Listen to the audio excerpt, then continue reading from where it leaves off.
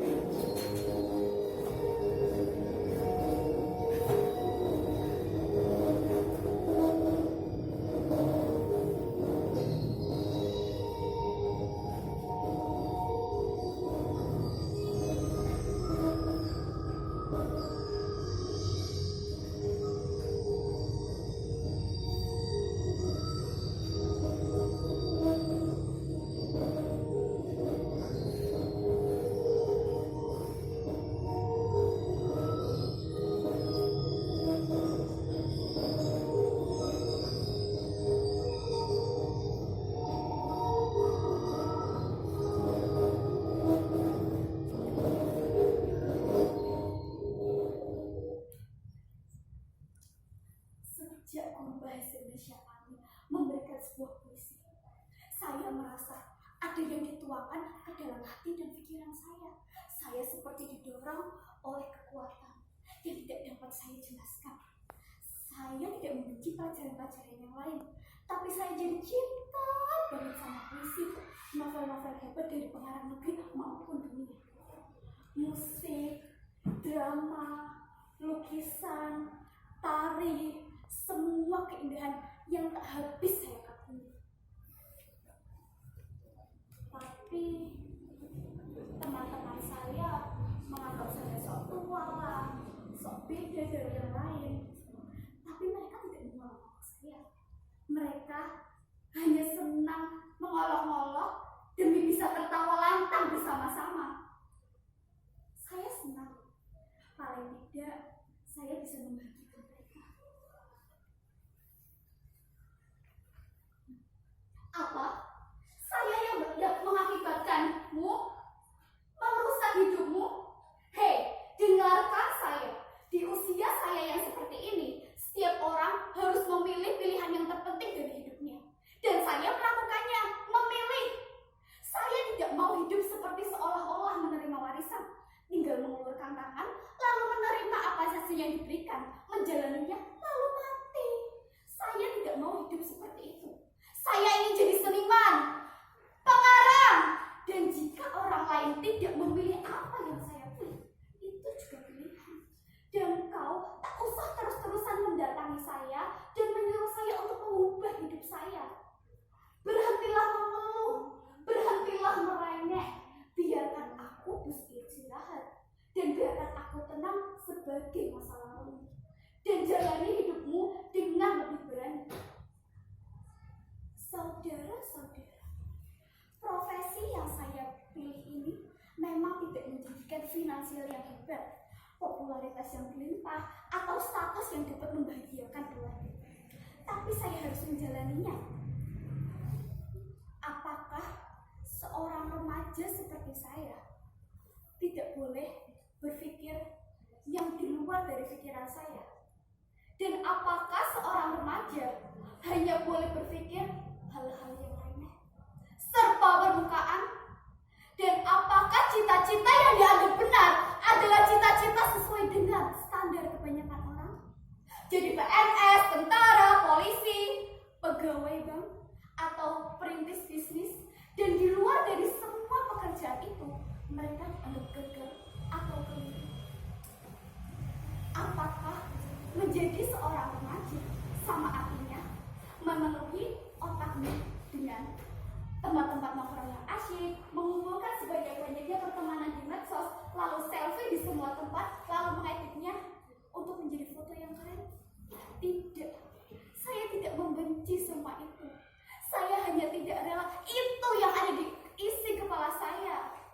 Dan saya menemukan pilihan saya pada puisi. Mungkin di antara kalian banyak yang masih tidak percaya bahwa semua yang keluar dari mulut saya itu keluar dari benak anak SMA. Itu sih cuma naskah drama, aslinya mah gak gitu. Tidak, ini saya. Semua ini keluar dari benak anak SMA. Jika di antara kami hanya mengerti bahasa-bahasa yang gampangan dan sulit mencerna bahasa-bahasa yang sedikit berbobot, karena memang semua yang kita berikan itu adalah sampah. Berikan kami bahasa yang berbobot, yang dapat menggedor jiwa kami. Dan kalian, maka kita akan menjadi berbeda. Dan maka kalian tak perlu merasa heran jika ada anak seperti saya.